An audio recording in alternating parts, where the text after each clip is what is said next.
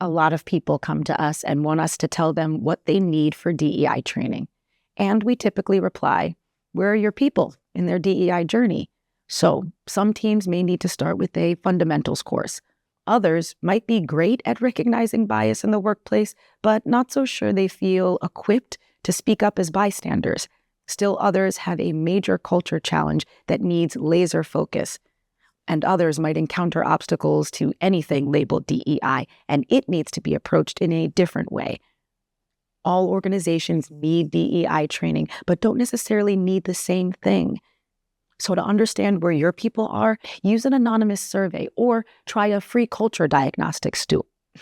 Will Interactive makes one, but there are others out there that provide a sense of where your people are in regards to DEI and what topics they need training on. One size does not fit all. You don't want to waste people's time on content they already know. You also don't want to waste energy addressing issues that aren't a concern. And you don't want to push concepts too far, too quickly, and create backlash. The trick is, know where your workforce is on its DEI journey.